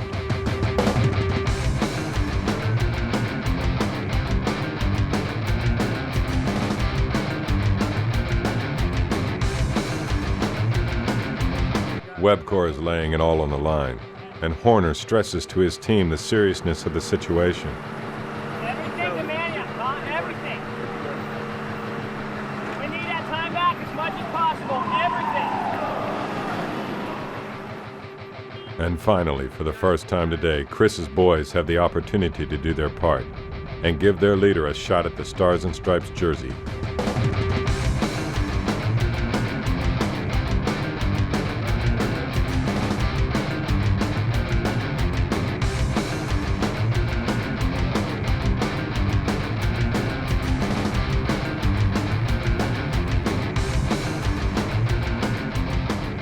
Webcor and Postal put it into Bobby's move, and the brake hovers just in front, about to be absorbed by the pack before the run into the wall. Manayunk, lap 10. All the team leaders are here, and the race is about to go to another level. Colavita's Ivan Dominguez shows why he's known as one of the fastest guys in the sport, and wins the most important fight so far today.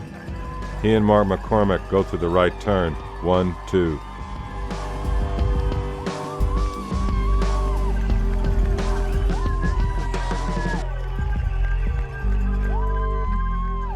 Ivan hits the base of the wall in front.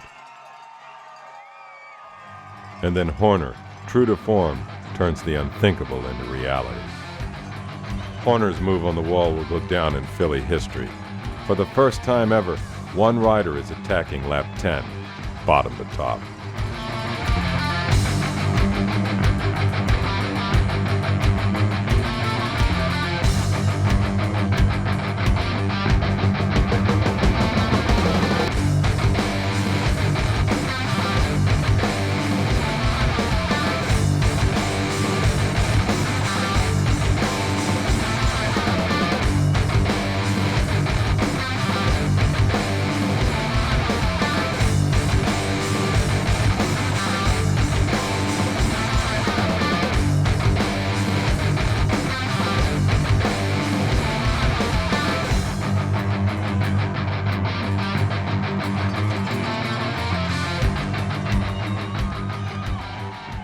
Only 3 riders have survived the Horner assault: Fred Rodriguez, Navigator's Kirk O'B, and Postal's Michael Berry.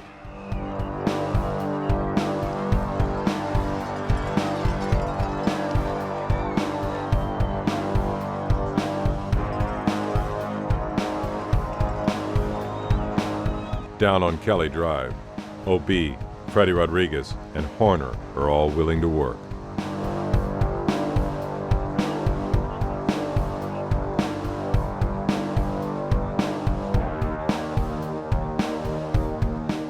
But they know Postal's Michael Berry will not.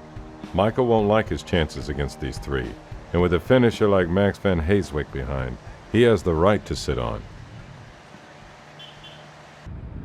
Alliances shift, and two teams that have been enemies all day get together to try to save any shot they have at the race. CSC's Jakob Piel and HealthNet's Jason McCartney set their sights on the Horner-Rodriguez group.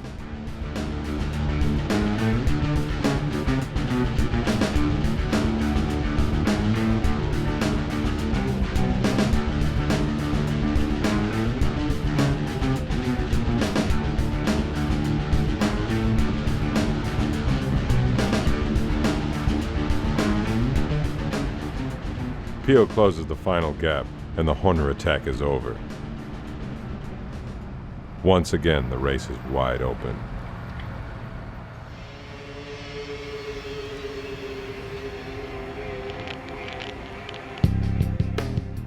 The 10 big laps are behind them, and 55 of the 200 starters remain, including all the race favorites. Prodier sits on the front. The young sprinter, Francisco Ventoso, has survived, and Tim Johnson's Spanish team will try to keep this race together for a bunch finish. Some teams will want the same thing, but others won't want to take that chance. Going out on the short laps only now.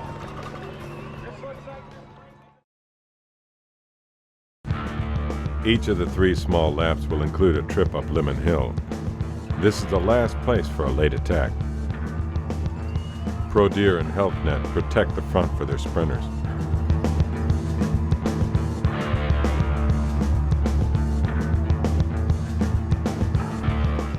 But over the top and on the descent, the pack splits apart, and a small group is forming off the front. These are the riders that know if they want to avoid a bunch finish, they'll have to take their shot at the race now. One of those riders is Eric Saunders.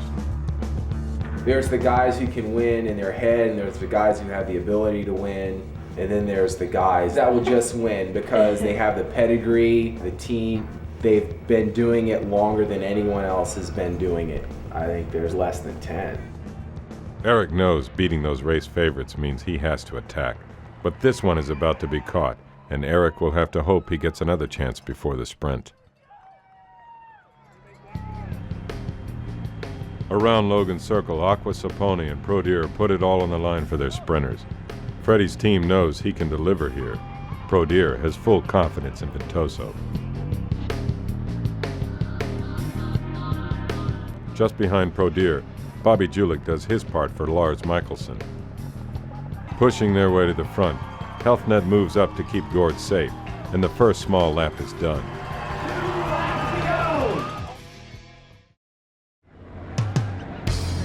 What's left of the field comes through the feed zone and hurls itself toward Lemon Hill. The battle for position is heating up. John Leishwin and Bobby Julich drive the front to keep the speed high.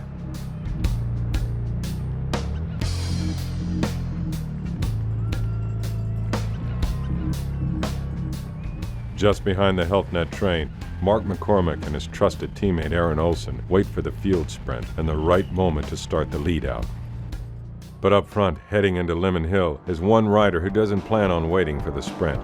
Once again, Horner throws down the gauntlet in front of the entire field.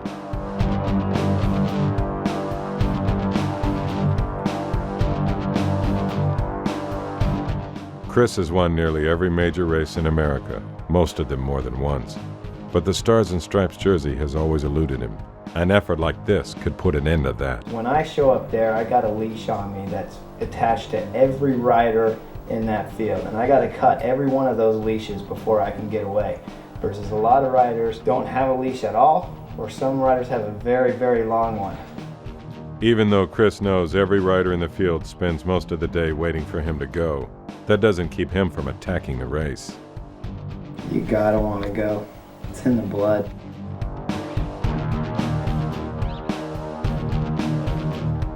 Four riders have done their best to follow Horner. Arkadiusz Wojciech from Poland, Jelly Belly's Caleb Mannion, HealthNet's Bryce Jones, and Sierra Nevada's Eric Wahlberg. But at this point in the race, Chris isn't looking for help, and the four chasers are having trouble closing the gap.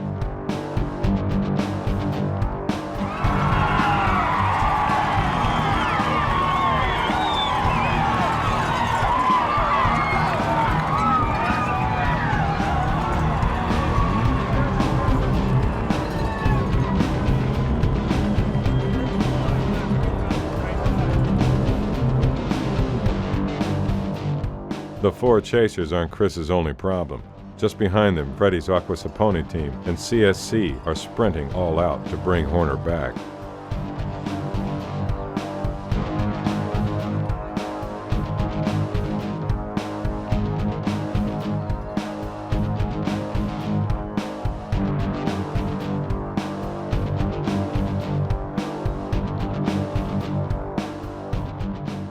Horner can see the 4 chasers finally closing in and decides to wait.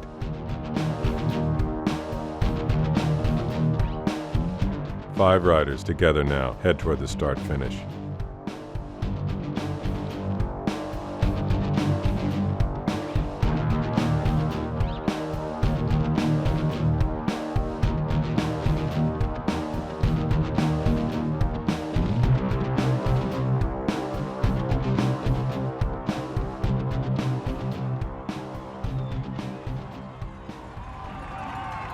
All 5 have given it their best effort, but the chasing field will prove to be too strong, and with one 3-mile lap remaining, a bunch finish looks like it might be inevitable.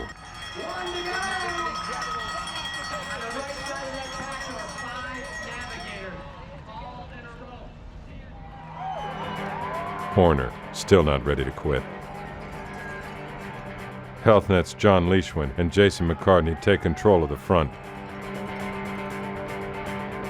But Freddie comes up with 2 teammates and the jostling begins.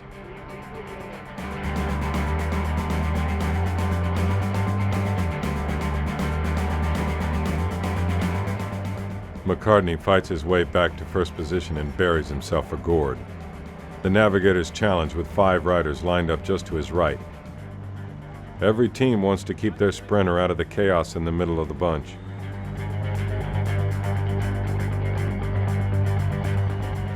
Lemon Hill.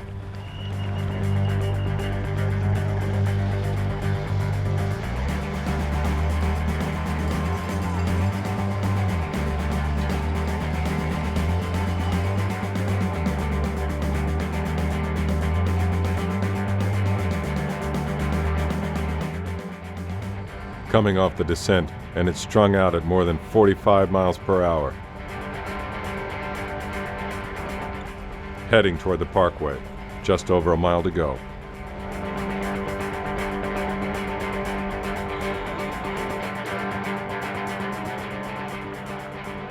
Freddie is right where he wants to be, and so is Pro Deer's Francisco Ventoso, just to his right.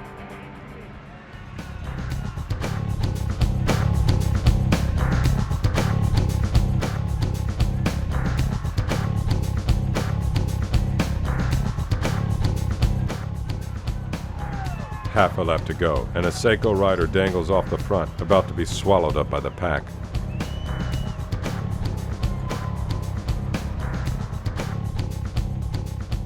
Entering Logan Circle for the last time, and now the race belongs to the field sprinters.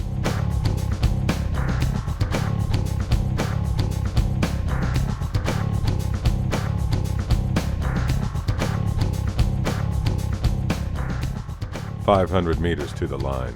Colavita's Aaron Olson is first out of the circle. Mark McCormack right on his wheel.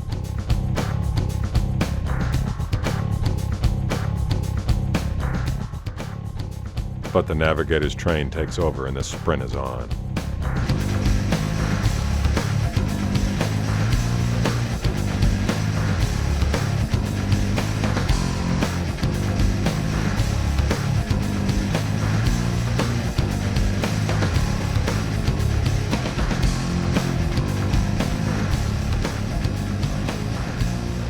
It's Pro Deer's Francisco Ventoso.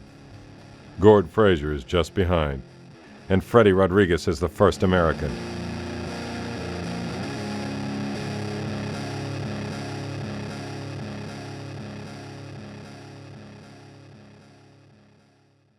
For the third time in his career, Fred Rodriguez is the first American across the line, making him the only rider in history to be Pro Road Racing champion 3 times. He'll proudly wear the Stars and Stripes jersey for the next 12 months.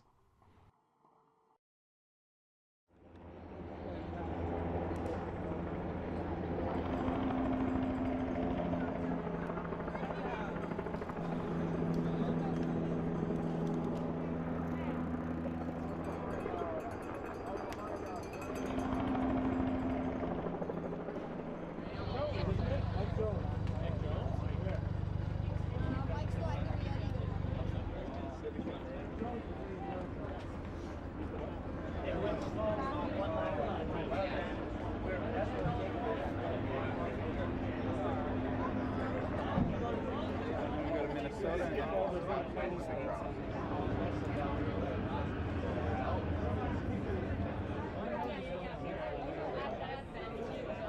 nowhere to go. Got here for finish, we stayed on Lemon Hill. Yeah. I don't know if you saw me. We were up at Manayunk. I don't know if you saw me. Got beat by some good guys, so I'll hang my head high. Sounds good. And that hole closed up, and then I started to go over to the right, and that hole closed up. I was like, you know? Is there a split?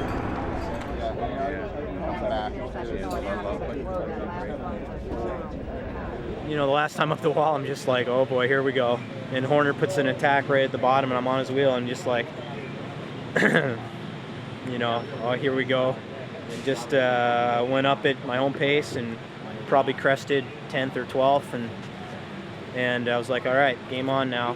Let's hope that this break comes back and we can play for a win. And I got on Chris Weary's wheel for a couple laps, and he was kind of jerky for a while. And I said, Chris, you got to make those efforts really subtle. So, and he did. He's smoothing out, and he just surfed me for the two small laps, and that's probably what saved me for a good sprint. So good teamwork. You know, I needed just a little bit of luck there, and I was on Van Haeswick for a while, and I think he went to jump and his chain fell off or something, and then I had to close. He had Fred's wheel, and then I had to close to Fred's wheel, and then kind of got surrounded, and you can play this one over and over 100 times. It's hard to have the ideal scenario. We're pretty happy with what happened. You know, when I had Fred was driving hard, and Kirk O'B was coming through. Michael Berry wasn't working because he wanted to bring it back, but go up the road, hit him, 3 against 1, take a chance. And then if it's me and Barry going to the line, I'll take those chances, or me and OB, I'd even take those chances, and he's fast for me, but no one's going to go. None of us have plans of going to the line with Fred, so let's just get the gap and then hit him. But you had to have Bobby J too.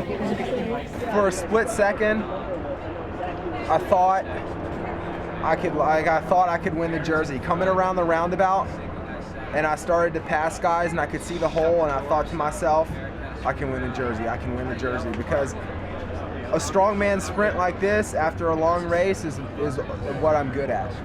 And there's not too many sprints like that in the United States, so you never get a chance to show that talent, but maybe 2 or 3 times out of the year. And finally, I have the form to show that. You know, so I'm happy with my race because I've never felt so good in such a big race. Yeah, I felt really good to know. We just kind of got boxed in on the left side over there. Horner kind of, he looked like he went, and then he just kind of died, and then the barriers kind of come out, you know, and we just kind of got boxed in, and guys were just going backwards, you know, just had nowhere to go. Yeah, I had a puncher mid-race and couldn't get the 11, and I knew I was going to need a big gear for the sprint, so I had a Mavic spare, which was only in 12, and I changed it, and then the gears weren't right, and I had troubles with that, and I ended up getting a spare bike change, and then that didn't work, and I had to get a seat change, and then went back to my normal race bike, but that wasn't the reason I wasn't the winner today. Kirk was our main man today. He went with the finish. He went with the first group over the last climb, and obviously one of the strongest riders in the race. And I mean, the selection is always last time up the hill, and he was there, so we decided he was our man today, and we had the big strong boys of Rapinski, Power, and myself to lead him out. But unfortunately, headwind sprint, maybe not enough horsepower there at the finish, and I mean, he was still leading with 20-30 metres to go. Well, I just kind of saved all of my last gas that last time, and looked after the top, looked back, and believe it was only the 4 of us. So I didn't think it'd be that selective, but maybe it was a little too selective because it wasn't the right combination. 3 Americans and just one, Michael Berry, he wasn't going to work. So it was good. I mean, that's the way the race goes. It usually works out like that, but it came down to a field sprint, and the boys led me out. I just didn't have it the last 100 meters. I jumped a little too early, and just especially for that length of a race. But I got to give it a go. So, well, maybe next year. It wasn't a good break because it was only 2, and I suppose there's about 25 in there. With about 3 to go, people started dropping, and Julich came up on the second to last, and he was just flying. He was just I knew I had to just stick on him, and every time he hit out, like, I had to react immediately. Otherwise, it took me 300 meters to close the gap to his wheel. Never hit the finishing circuit with the lead group, so I really want to do that, but I never finished a race either before, so steps. Coming to the last climb, I was behind Mark, and Mark, he was behind Will, but I saw the Will, he was a little bit losing speed. Maybe he was trying to save a little bit, and I started hearing like the people, like they want to come, before the climb, going to the climb and take. Yeah. So I was like, well, I don't want to get stuck here. Mark, he was there. If the people passing the right, we're gonna go like far behind. I said, well, I'm going to go straight to the climb to see what happens. So I went to the front, and he came behind me, and we turned in first and second, and I think Aaron, he was there too. As soon as I came to the bottom of the hill to start going, to put some pace there, Horner attacked, and I was like, well, he attacked so hard. And I was like, well, I looked back, and I looked Mark, he looked behind, and nobody went with him. I think 2 more riders, and that's it. And I was like, well, from there to the end of the climb, I was finished. But I was good, legs good. I tried. Impressive, buddy. That's tough work out there.